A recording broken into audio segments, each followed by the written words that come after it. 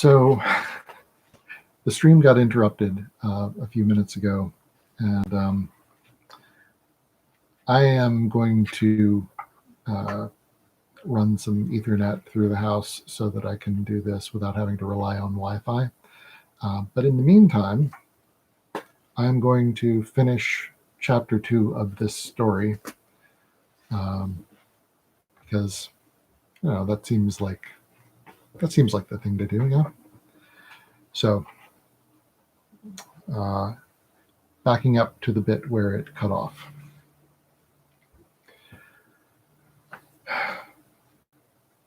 I get 25 a day and expenses when I'm lucky. I see. It seems reasonable enough for removing morbid growths from people's backs. Quite a delicate operation. You realize that, I hope. You'll make your operation as little of a shock to the patient as possible. There might be several of them, Mr. Marlowe. I finished my second drink and wiped my lips and my face. The heat didn't get any less hot with the brandy in me. The general blinked at me and plucked at the edge of his rug. Can I make a deal with this guy if I think he's within hooting distance of being on the level? Yes. The matter is now in your hands. I never do things by halves. I'll take him out, I said. He'll think a bridge fell on him. I'm sure you will. And now I must excuse myself. I'm tired.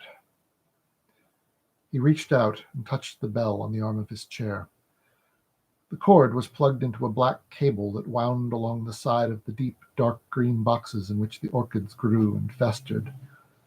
He closed his eyes, opened them again in a brief, bright stare, and settled back among his cushions.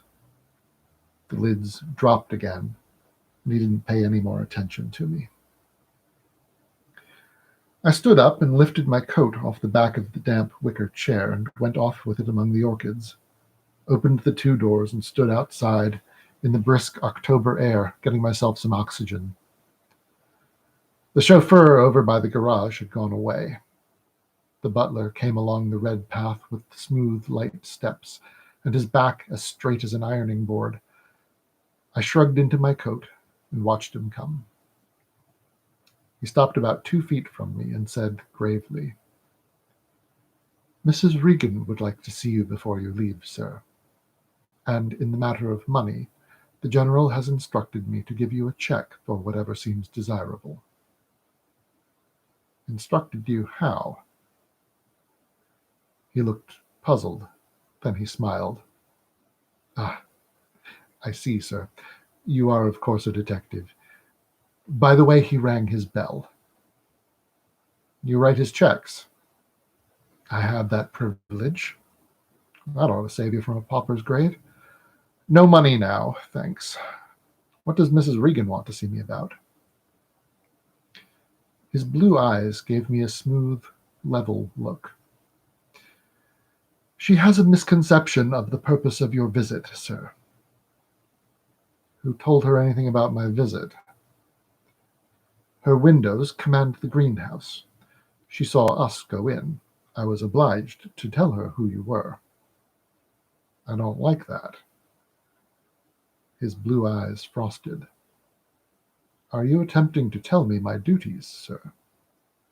No, but I'm having a lot of fun trying to guess what they are. We stared at each other for a moment. He gave me a blue glare and turned away. Okay.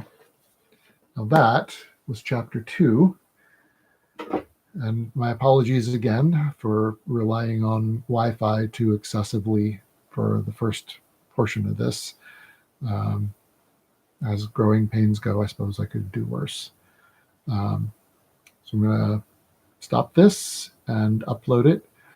But first, I have no idea who's actually going to see this, but this is going to be an ongoing thing.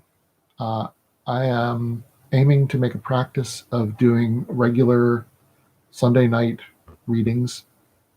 A lot of cold reads is my goal. Next Sunday, I'm going to be doing some readings of ghost stories in particular, because it's going to be a slightly different event. We'll talk a bit more about that shortly. I'll release more info in the next couple of days. It's a cool thing. You'll like it. So those are going to be ghost stories, and that's actually going to be starting at 8 p.m. But most of the time, this will be dropping at 7 on Sunday nights. That's my goal. All right. So it's 7:45 now, and I thank you all again. I'm very excited despite the technical glitches. This has been a lot of fun. So thanks.